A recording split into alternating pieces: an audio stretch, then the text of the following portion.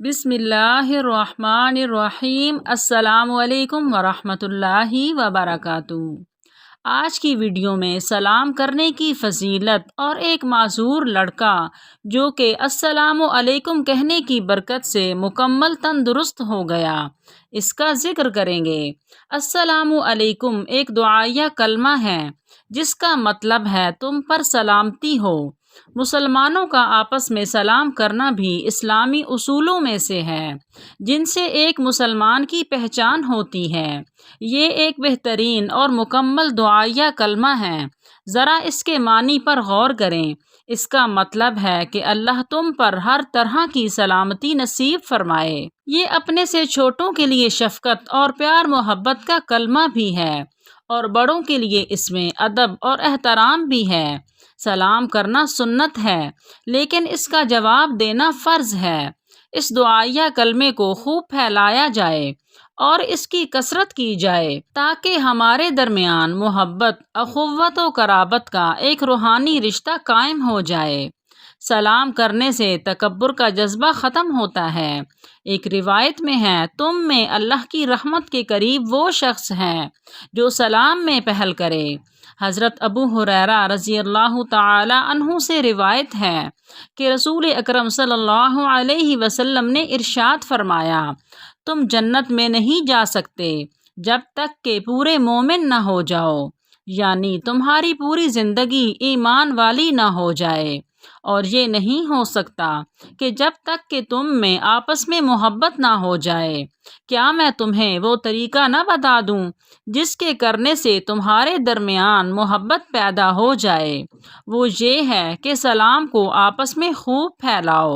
معزز ناظرین، اگر آپ میرے چینل پر نئے ہیں تو چینل کو سبسکرائب کر دیں، گھنٹی کے بٹن کو ضرور پریس کریں تاکہ نئی ویڈیو کا نوٹیفیکیشن بر وقت آپ کو ملتا رہے۔ سلام کرنے سے ایک معذور لڑکا تندرست ہو گیا۔ پشاور سے ایک بھائی صاحب لکھتے ہیں، ہمارے علاقے میں ایک معذور لڑکا تھا۔ میں نوکری کے سلسلے میں گاؤں سے باہر تھا۔ کافی عرصہ بعد اس سے ملا تو وہ بالکل ٹھیک ٹھاک تھا۔ میں بڑا حیران ہوا۔ اس سے پوچھا تو وہ مسکرا کر کہنے لگا، بیٹھو میں تمہیں بتاتا ہوں۔ پھر یوں گویا ہوا، آپ کو تو معلوم ہے کہ میں شروع سے ہی معذور تھا۔ جب اور لڑکوں کو کھیلتے اور بھاگتے دیکھتا تو میرے دل میں بھی یہی خواہش ہوتی تھی کہ میں بھی ان کی طرح بھاگوں دوڑوں۔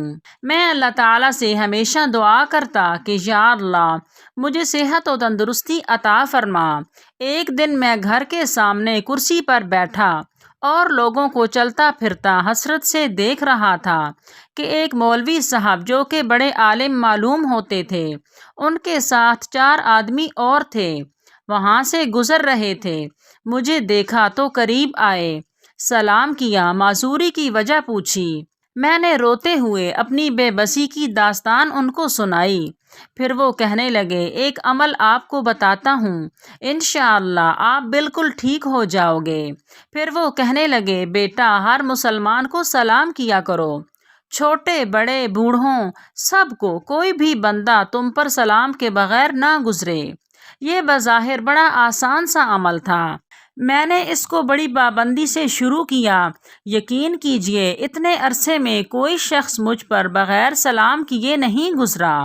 کچھ عرصہ بعد میں نے خود میں ایک نئی طاقت اور تبدیلی محسوس کی۔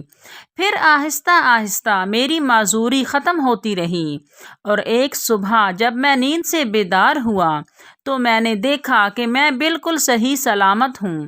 اس وقت فجر کی اذانیں ہو رہی تھیں۔ ماں مصلی پر نماز پڑھنے کی تیاری کر رہی تھی۔ میں دوڑ کر ماں سے لپٹ کر چلایا، ماں میں ٹھیک ہو گیا ہوں، ماں میں ٹھیک ہو گیا ہوں۔ ماں نے حیرانگی اور پریشانی کی حالت میں مجھے دیکھا اور پھر خوشی سے انہوں نے مجھے اپنی باہوں میں لے کر بے تحاشا چوما اور ہم دونوں زور زور سے رونے لگے۔ اس دوران سب گھر والے اٹھ گئے اور دوڑ کر ہمارے پاس آئے۔ پھر سب گھر والوں نے خوشی سے رونا شروع کر دیا۔